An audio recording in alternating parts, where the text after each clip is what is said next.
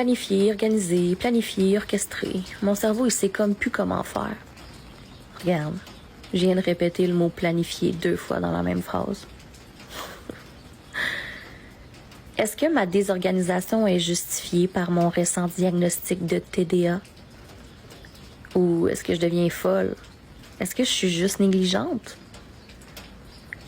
La psychiatre me dit qu'un TDA non diagnostiqué peut avoir de lourdes conséquences à long terme. Et l'infirmière clinicienne m'explique qu'un TPL ne se soigne pas, mais que ça se maîtrise.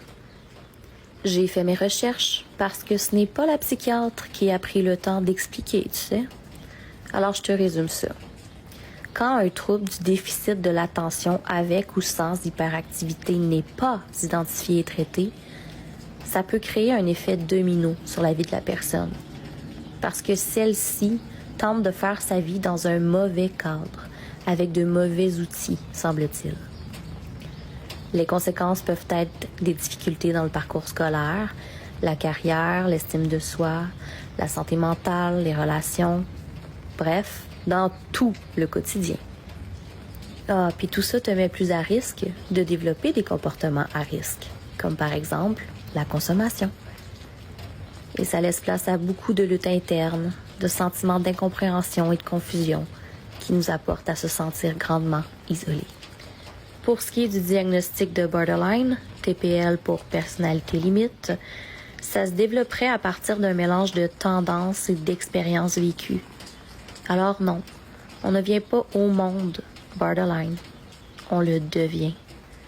Imagine-toi donc que le cerveau, ce putain de traître, ainsi que le système émotionnel, ce sacré abruti, se sculpte selon ce qui a été vécu, surtout pendant l'enfance et l'adolescence. Est-ce que tu connais la neuroplasticité? C'est le cerveau qui a la capacité de se modifier.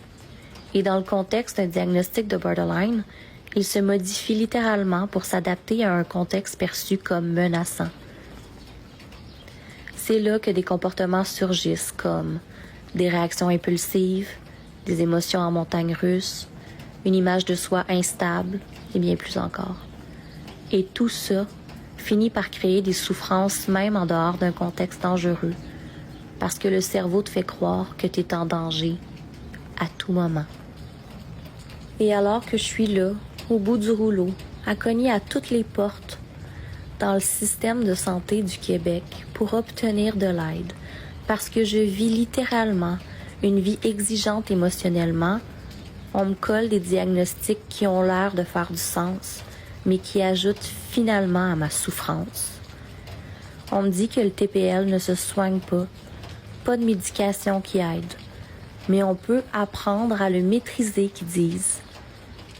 Mais je me demande, qui serait capable de maîtriser une telle vague quand t'es même plus sur la planche?